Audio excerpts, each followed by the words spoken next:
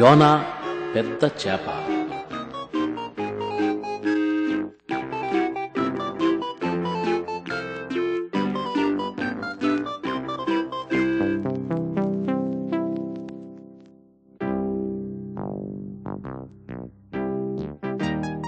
ఇది యోనా అనే ఒక వ్యక్తిని గుర్చిన వాస్తవ కథనం. పూర్వం బైబిల్ కాలంలో జీవించాడు ఈయన. ఇశ్రాయేల్ దేశంలో గలిలయ అనే ప్రాంతంలో ఉండేవాడు. యోనా ఒక ప్రవక్త.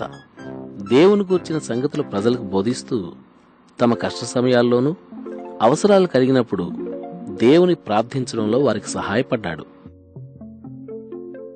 ఇశ్రాయేల్ దేశం చిన్న దేశం కావడంతో దాని చుట్టూ ఉన్న పెద్ద దేశాల రాజులు సుంకం రూపంలో అధిక ధనాన్ని వసూలు చేస్తున్న కారణంగా ఇశ్రాయేలు ప్రజలు నానా అవస్థలు పడుతుండేవారు. నినివే రాజులాంటి వారు ఇశ్రాయేలుతో వాగ్దానాలు చేసేవారే గాని తరువాత వాటిని నెరవేర్చేవారు కాదు.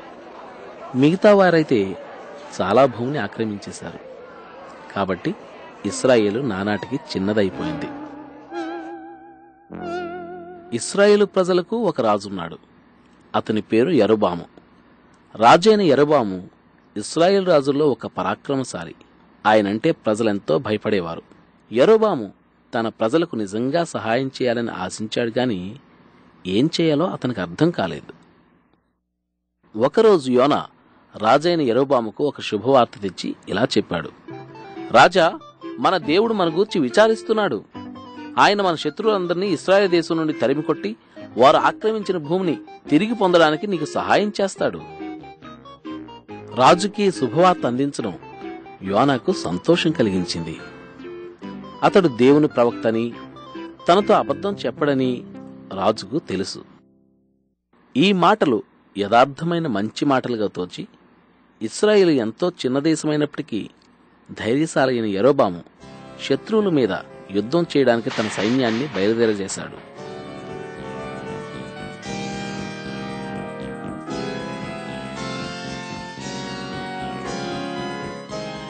రాజైన యరొబాము దైవ వాగ్దానాలను నమ్మడం, అంతేకాకుండా ఆ వాగ్దానాలు నెరవేరడం చూసిన యోనా ఎంతగా మురిసిపోయాడో.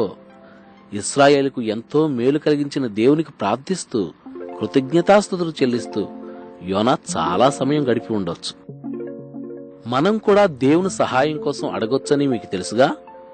మనం ఆయన్ని అడిగినప్పుడు దేవుడు తప్పకుండా సహాయం చేస్తాడు. కాబట్టి అలా చేసినప్పుడు మనం కృతజ్ఞతలు చెల్లించడం మర్చిపోకూడదు. ఇశ్రాయేలుకు సుమారు 100 మైళ్ల దూరంలో నినివే అనే పెద్ద పట్టణం ఉంది. ఆ కాలంలో ప్రపంచంలోనే బలమైన దేశమైన అష్షూరుకు నినివే రాజధాని. నినివే వారు గాని అష్షూరు వారు గాని ఇశ్రాయేలుల దేవుణ్ణి ప్రేమించి సేవించేవారు కాదు. ఇశ్రాయేలులోని చాలా మంది మంచి ప్రజలను చెరపట్టి నినివేకు తీసుకొచ్చేందుకు అష్షూరు తన సైన్యాన్ని పంపింది. కానీ మనం ఎప్పుడూ ఒక సంగతి గుర్తించాలి. ప్రజలు ఎన్ని దుష్కార్యాలు చేసినప్పటికీ, దేవుని గురించి ఎప్పుడూ ఆలోచించకపోయినప్పటికీ, ఆయన్ను సంతోషపెట్టే మంచి పనులు చేసేందుకు ప్రయత్నించకపోయినప్పటికీ దేవుడు ఎప్పుడూ వారిని ప్రేమిస్తూనే ఉంటాడు. దేవుడు నినివే ప్రజలను ప్రేమించాడు. వారు తన ప్రేమను తెలుసుకోవాలని ఆశించాడు.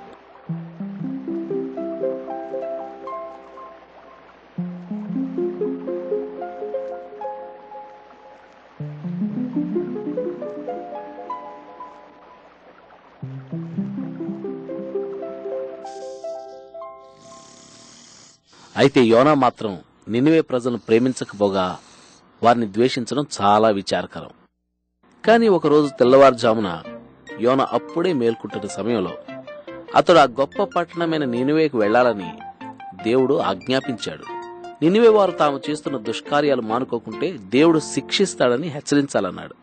ఈ ఆలోచన యోనాకు కొంచెం నచ్చలేదు. నినివేకు వెళ్లడమా? అది భయంకరమైన ప్రదేశం. వాళ్ళకు బోధిస్తే ఏం మంచి జరుగుతుంది? ఆ రోజు ఉదయాన్నే యోనా తన ఇంటి నుండి కంగారుగా బయలుదేరాడు గాని దేవుడు చెప్పినట్లు కాకుండా నినివేకు బదులు వేరే దిశగా ప్రయాణం చేశాడు. దేవుని సన్నిధిలో నుండి పారిపోవచ్చనుకున్నాడు బుద్ధిహీనుడైన యోనా. సముద్రపు ఒడ్డునున్న యొప్పే అనే పట్టణానికి యోనా వెళ్లాడు. ప్రపంచం అంతటి నుండి చాలా ఓడలు యొప్పేకు వస్తూ ఉండేవి. తర్షీషు అనే ఊరికి యోనా టిక్కెట్ కొన్నాడు. ఓడలోని మనుషులు సముద్రపు దొంగల్లా ఉన్నారు. వాళ్లతో కలిసి ప్రయాణించడం ప్రమాదం కావచ్చు.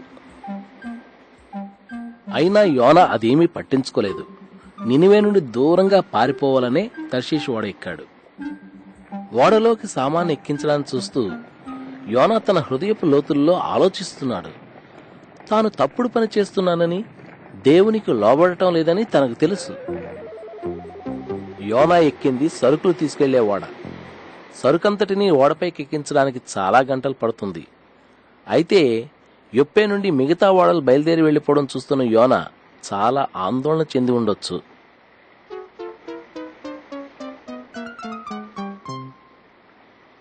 తమతో ప్రయాణం చేయబోతున్న ఈ ఆందోళన చెందే కొత్త వ్యక్తి గురించి ఓడ కెప్టెన్, అతని నావికులు ఆశ్చర్యపడి ఉంటారు. చివరికి యోనా ఆలోచిస్తూనే ఓడ ఎక్కాడు.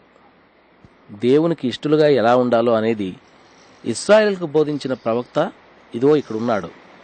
ఇప్పుడు చూడండి ఈయన పరిస్థితి. మొదట్లో ఓడ ప్రయాణం చాలా సాఫీగా సాగింది. ఇంతలో ఒక రాత్రి దట్టమైన మేఘాలు ఆకాశంలో కమ్ముకున్నాయి. గాలి ఎక్కువైంది. వర్షం పడుతూ ఉంది. కొద్ది క్షణాల్లో అలలు అంతకత్తుకు పైకి ఎగసిపడడం ప్రారంభించాయి.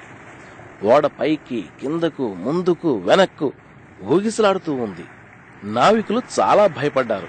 ఓడ మునిగిపోకుండా కాపాడడానికి చాలా కష్టపడుతూ ఎవరో సముద్రునికి కోపం రప్పించారు అని అరిచారు.